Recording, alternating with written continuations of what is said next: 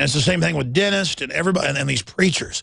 You go to these mega churches, you go up and talk to the preacher, and you go, so you're part of the clergy response operation? It's like, hey, how you doing? Alex shows you that funny guy. I got to go. And then they walk over and talk to one of the cops standing at the door looking at you. I mean, it's literally being put into a re-education camp. I mean, you realize you're like in a body snatcher movie, folks, but it's our own species doing it to us. You realize you're dealing with actual accredited officers of a command takeover in an army. And I'm just some guy in Texas up here going, look at this, look at that. I mean, we're wide open, people. Do you understand? This isn't an intelligence takeover to build something pretty either. I'd be against it because it can be turned to evil later, like the Ring of Mordor. Do you understand now? I hope you do. Because when they bring in this new system, they're not going to let anything of the old system be there. And the old system has plenty of problems, but it's not evil from top to bottom. Everybody wants to conform and act like they're in the system and repeat, I'm going to say everybody, large portions of people, and think you're comfortable with status quo. And in most cultures that aren't evil, status quo is good. No, status quo is flesh-eating bacteria killing hundreds of thousands of people a year, and they're covering that up, and other hospital infections. Status quo is total surveillance of everything you do by a criminal group that's doing it illegally and hasn't gotten in trouble for doing it. We're going to skip this network break. Ted in Nevada, thanks for holding. I'm sorry. I'm ranting. Go ahead. Alex, thank you so much for taking the call. I'm honored to talk to you. I'm a longtime listener. Honored to talk to you, brother. Go ahead. I wanted to call in about the engineered drought we're having here in the West. I've been kind of following it for a long time. I'm here next to the... Yeah, I know. They send the weather modifiers in every time a big Pacific storm comes in, and they spray it and knock it down. Bill and Melinda Gates Foundation finances it. They're paid by the government to do it, and it's all public. There's a lot more I found. It's called Pulse Flow. They've basically been letting water out of the largest water reservoir in North America, which is Lake Mead, for like the last decade or so. And they've got pictures from like Huffington Post, Progress, and all these like liberal nonprofits basically saying that they've been doing this. There's an agreement between the U.S. government and Mexican government where they're basically dumping water out into the ocean. And it's all out there. It's all public. Oh, yeah, and then if they can't dump it in the water like Klamath on the California-Oregon border, they will just put a fish that's invasive in and then say, you can't have water for a decade because of the fish. I mean, it's a siege operation. Yeah. But, sir, they're not just turning the lakes off or diverting them to the ocean. And you're right, that's on record. They are chemtrailing and weather modification to knock out those storms before precipitation brings in. And instead, they dump it on the Midwest and cause floods. And it's a geoengineering program. The fact it's going on is declassified. Details are classified. $5 billion a year, Department of Energy. We have huge file cabinets. I was going to make a film about it called Dark Skies, never did it. And there's like hundreds of patents on weather control from the 40s, 50s, 60s, 70s. Stanford Research Institute weather control. They were controlling hurricanes, the Navy was. And I talked to the whistleblower. Fox News picked it up. In 1967, certified that they can create them, steer them, destroy them, make them stronger. But the general public just does not know that they're not in Kansas. We are in a science fiction movie right now. Yeah, it's just pretty incredible seeing it firsthand. I spent a lot of time at the lake and then just watching the water level drop like 40 or 50 feet in the last years. Well, you're just not going to have that water. It's going to be dumped in the ocean. I appreciate your call.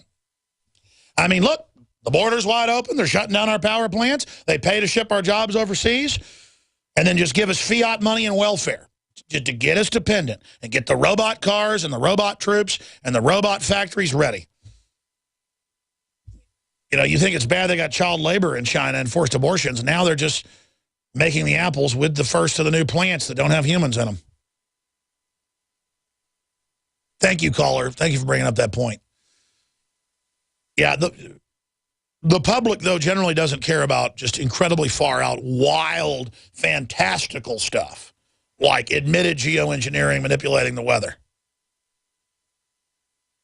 to break the West, to get you off the land, to move into cities.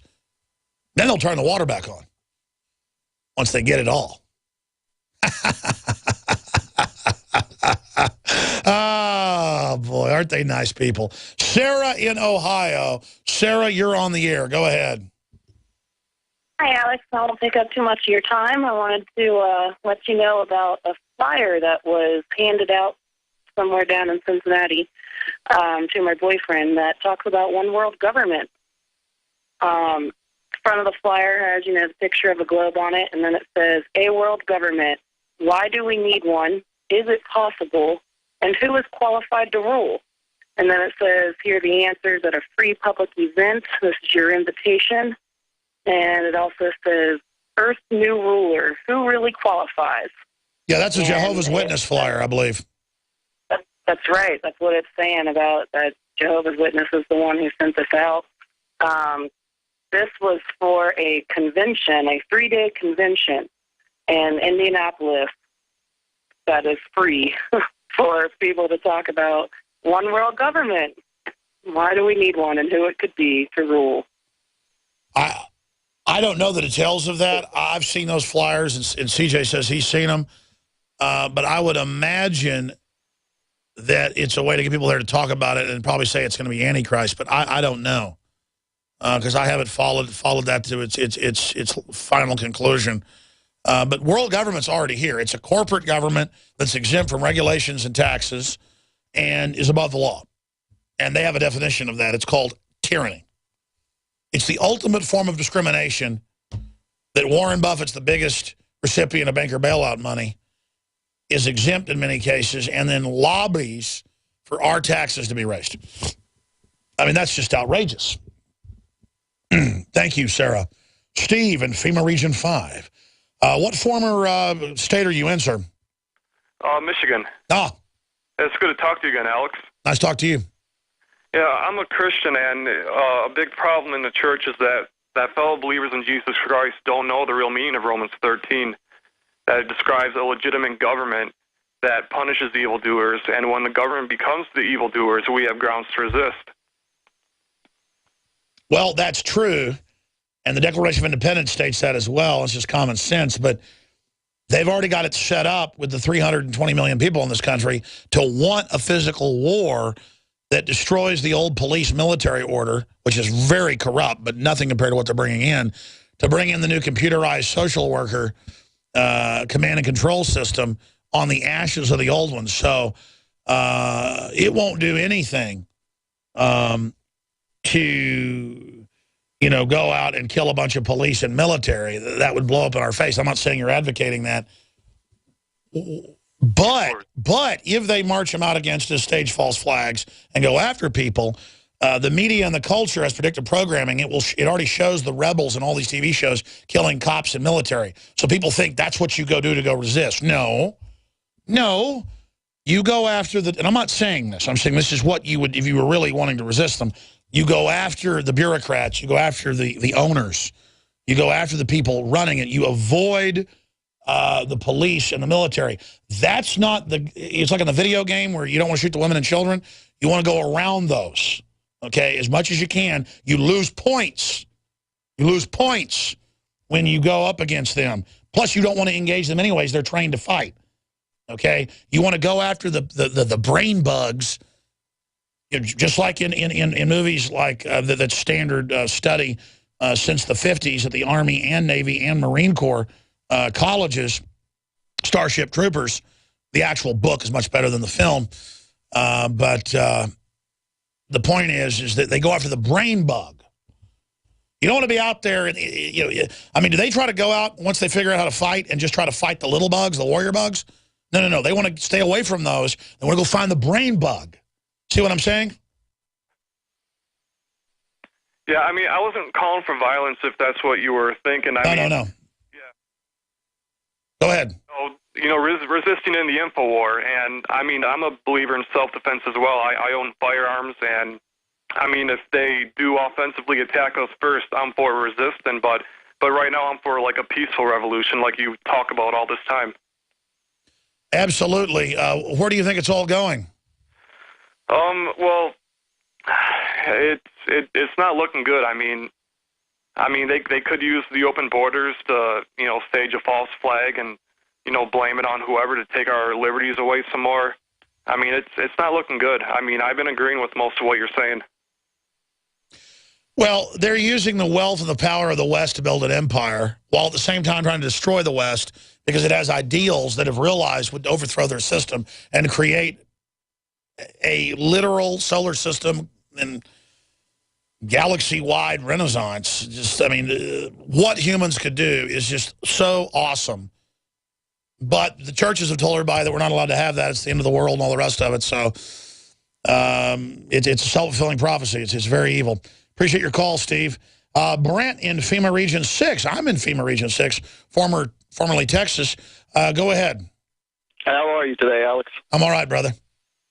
Reason I'm calling, man, is this is really just getting me upset. It's time for the fellow info warriors to put our money where our mouth is. I make a little over $10 an hour, and I'm a Prison Planet member, and I know there are more people more well off than I am that don't have children to support that can afford to buy that Prison Planet membership. Well, let me say this, Brent. I want you to drop your membership and call up tomorrow so we can give. We're going to start, and I want to get this set up by tomorrow, folks.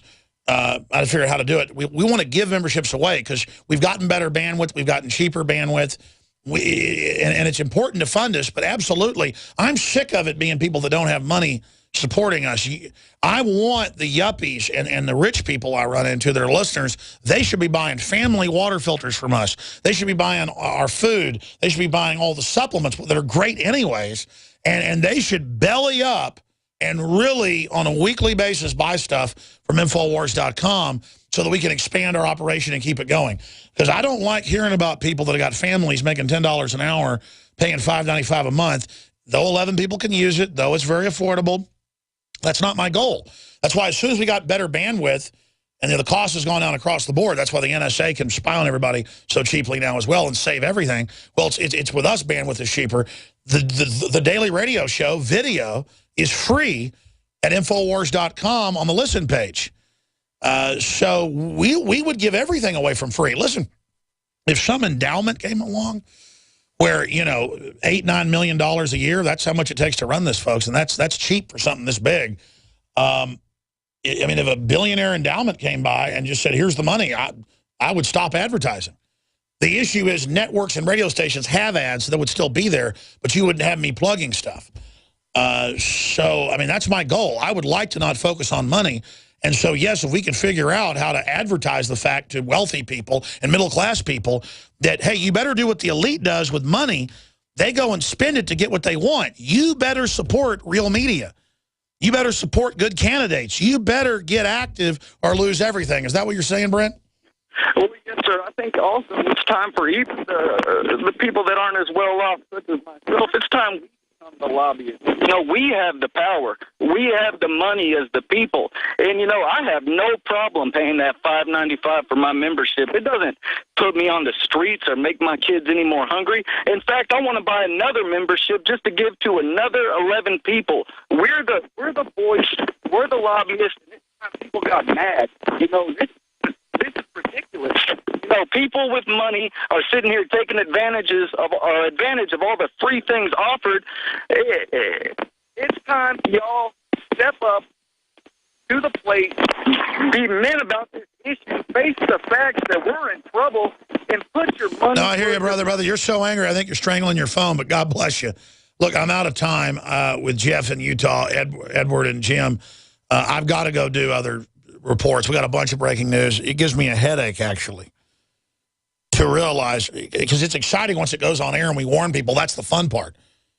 The going over it, the research, I got hours of that ahead of me. And then personnel meetings and other things. So I got to go literally deal with light bulbs right now. But I'll be back, Lord willing, tomorrow, 11 a.m. Central. And that's, all work and no play makes Jack a dull boy. I also went out with friends last night, so I'm a little tired, as they say. But sorry to other callers. I'll be back, Lord willing, tomorrow. Nightly News Tonight has big breaking news, 7 o'clock. Please become a PrisonPlanet.tv member. We're on the march.